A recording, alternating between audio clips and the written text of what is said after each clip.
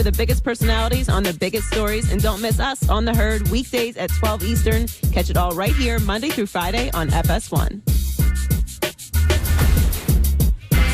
Cold and flu season, try Vicks Sinex nasal spray. Works up to 12 hours. Be ready when congestion strikes. Vicks Sinex nasal spray. Use as directed. What I do for a living's, it's pretty simple. I kind of break it down into thirds. From mid-August to mid-February, I do a lot of football. Probably 90% NFL, 10% college. Do a lot of football. That's what we do. We do a lot of, Joy and I do a lot of football. Her brother's a Hall of Famer. She loves it. Grew up with the Steelers, Miami. I grew up in a state that was college football. Then the Seahawks came, moved around the country. I'm a football guy. So 6 months of my job, half of what I do for a living is football.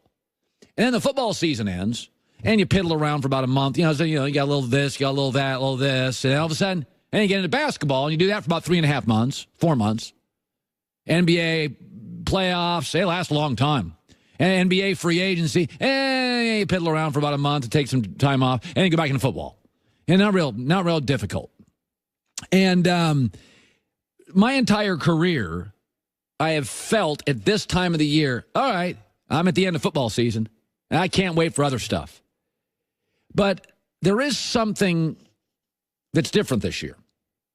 Whenever I talk to young broadcasters or I go on college campuses, I always tell them, you're not in the sports business. You're in the story business. Find and tell really good stories. College football right now has a story problem.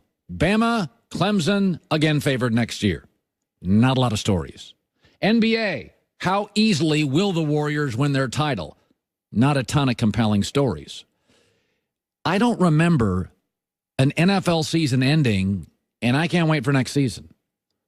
There have never been this many good soap operas, conflicts, stories in football. Let's just take the bad teams.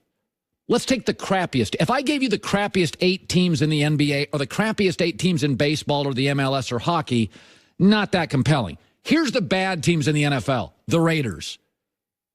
The rebuild with John Gruden and all those draft picks begins. It's interesting. Cleveland, historically laughable. Here we go. Baker Mayfield with a really good roster. Here we go. Arizona, Cliff Kingsbury. Savior or dumpster fire. 49ers, Shanahan, Garoppolo 2.0. Jets, Darnold finally gets an offensive head coach. These are the bad stories. These are the bad teams, excuse me. These are the awful teams. There's also, in a sport driven by quarterbacks, a lot of quarterback stories. Baker Mayfield. He's going to win Rookie of the Year, right? Can he duplicate it? Cam Newton, is this the end? Carson Wentz. Is it over or are you an MVP again? Tom Brady, how long can it go? Aaron Rodgers, got a new head coach. Can Mahomes duplicate 2018 or is he just the next Dan Marino? Even the bad teams are interesting.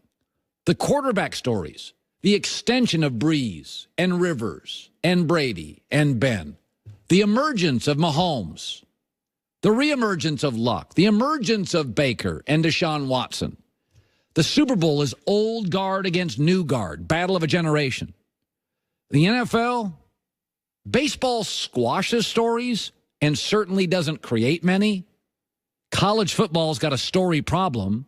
And the NBA's got 1 or 2 fascinating stories, but LeBron's hurt and nobody can come close to the Warriors. Soap operas, conflict.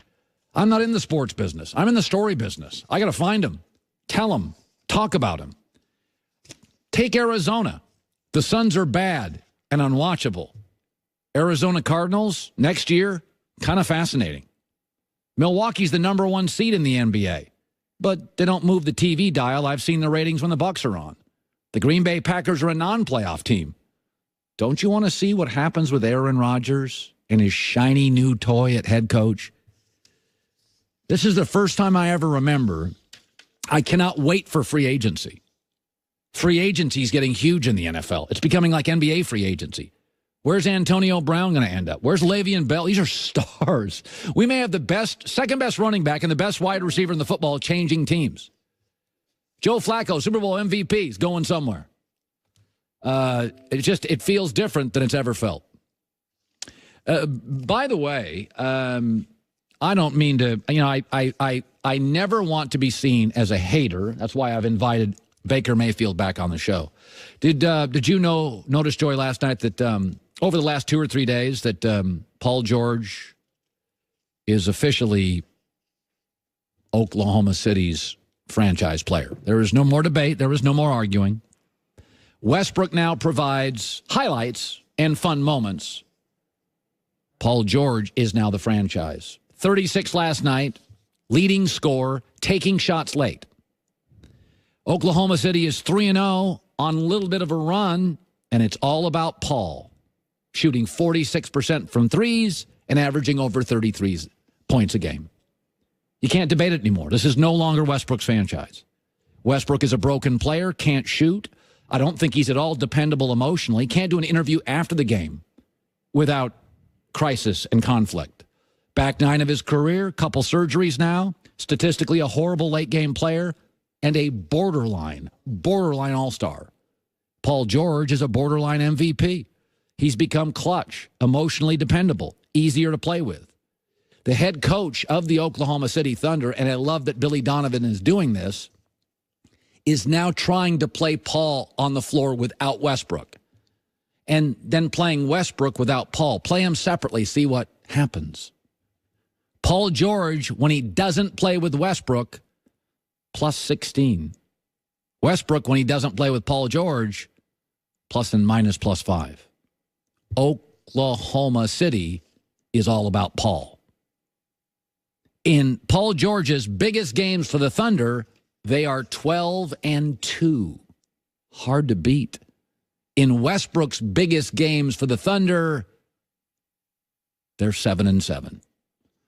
You can visualize Paul George elevating and carrying the team, late game heroics. You can't with Westbrook. This Saturday, game winner, Paul George. Last night, Paul George again. It is officially this week Paul George's Oklahoma City Thunder.